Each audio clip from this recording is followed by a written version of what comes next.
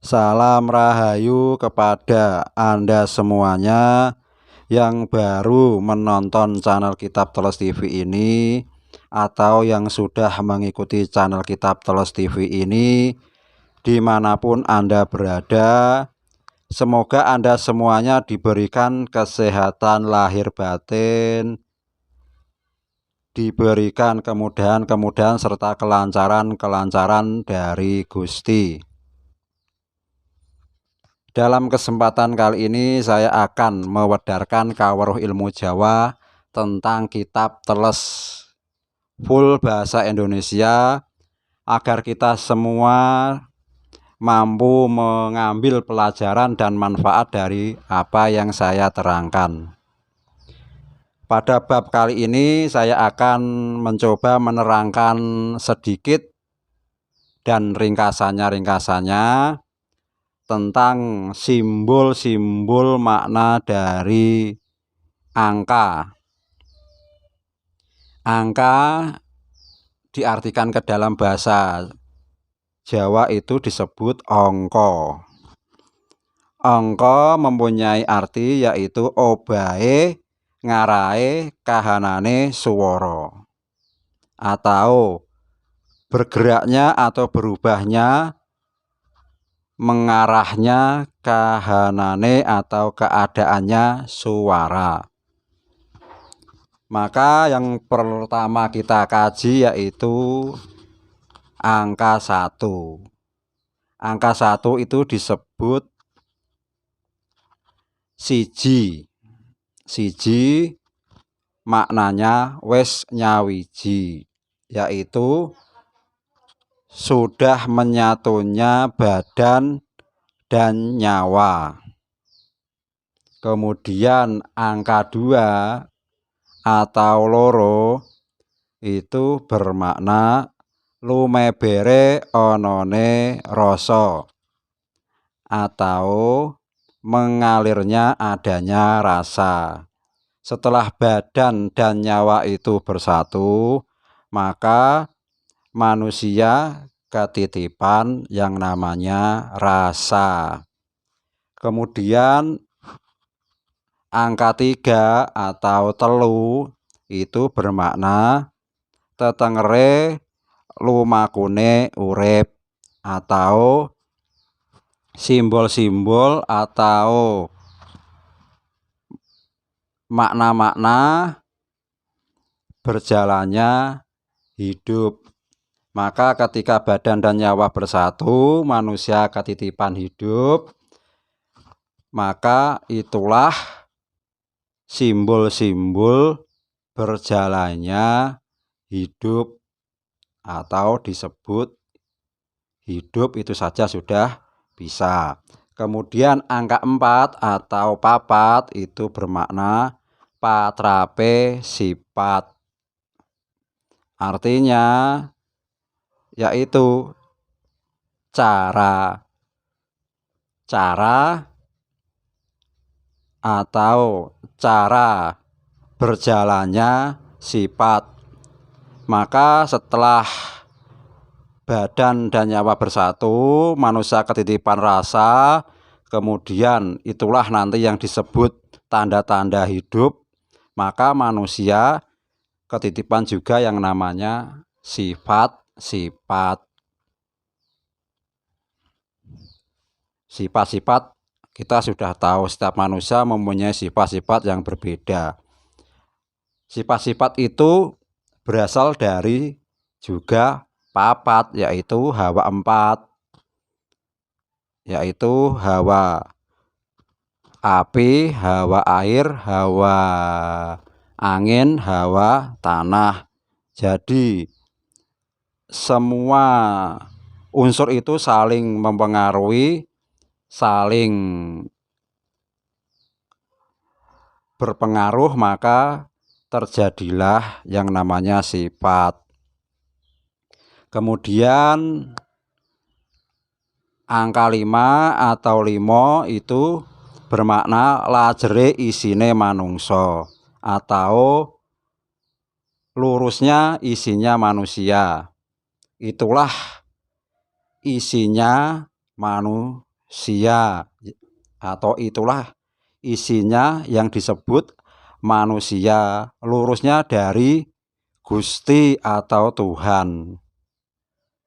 Kemudian angka 6 atau 6 itu mempunyai makna yaitu eninge manungso. Maka ini merupakan petunjuk apabila manusia bisa ening, maka manusia akan memiliki yaitu angka 7 atau pitu. Pitu itu dimaknai pituduh. Maka manusia apabila bisa ening, maka manusia akan mendapat pituduh atau petunjuk jalan yang lurus dari Gustinya atau Tuhannya. Karena apa? Manusia itu tadi lajere isine manungso.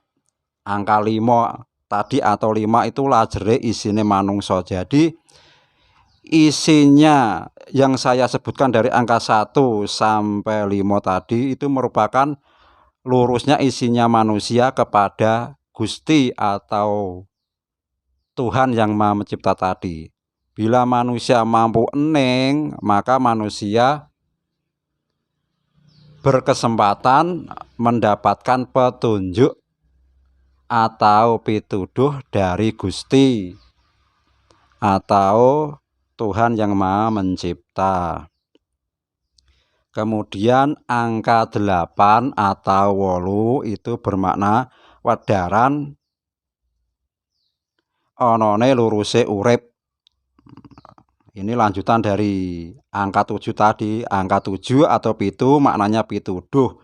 Bila manusia mampu ening, maka manusia akan mendapat yaitu wedaran onone luruse urip atau pelajaran tentang lurusnya adanya hidup, yaitu kebenaran-kebenaran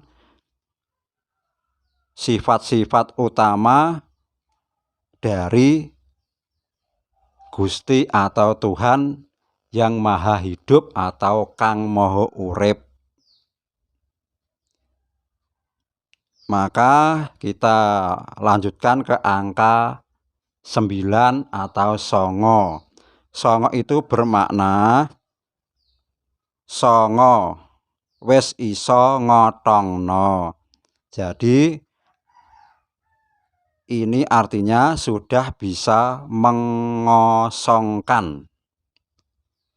Jadi manusia pada tataran songo itu sudah bisa mengkosongkan dirinya daripada hawa-hawa kejahatan sifat papat tadi, angka 4 atau nafsu, api, angin, air, tanah, yang disebut nafsu bila menyatu di dalam badan manusia.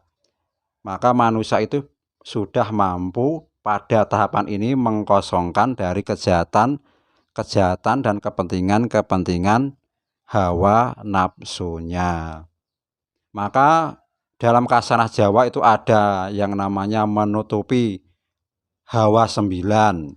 Itu ada pembahasan seperti itu. Jadi menutup jalan masuknya dari nafsu atau hawa-hawa 4 itu tadi.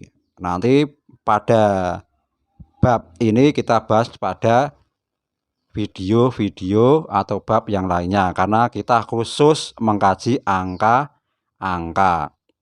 Kemudian yang terakhir adalah angka 0 atau kosong. Maka kosong itulah orang Jawa menyebutnya suwung atau hampa, tidak ada apa-apa tetapi ada. Maksudnya bagaimana? Maksudnya ya hidup itu atau urip itu ya kita lihat tidak ada apa-apa. Kita saksikan dengan mata tidak ada apa-apa, tapi ada Adanya bagaimana? Adanya ya adanya tumbuh, bergerak, bermanfaat apabila urip itu tadi menyatu ke dalam yang namanya badan atau wadah. Tapi urip itu sendiri kita lihat dengan mikroskop, dengan alat apapun tidak akan bisa kecuali dengan cara kosong atau suwung. Karena urip sendiri itu suwung itu tadi tidak ada tapi ada. Buktinya sesuatu yang ditempati urip pasti akan tumbuh, berkembang, bergerak, mempunyai manfaat, mempunyai rasa, mempunyai sifat dan lain-lain sebagainya yang bisa kita amati dengan mata lahir. Maka apabila wedaran ini bermanfaat, maka bisa kita jadikan rujukan di dalam kehidupan guna mengenal diri sejati, mengenal Gusti. Apabila tidak cocok di hati, maka boleh dikesampingkan. Maka itulah kenyataan hidup yang saya sampaikan ya seperti itu, sudah terangkum pada makna angka 1 sampai angka 9 di dalam Khasanah Jawa, Kawruh Jawa Kitab Teles.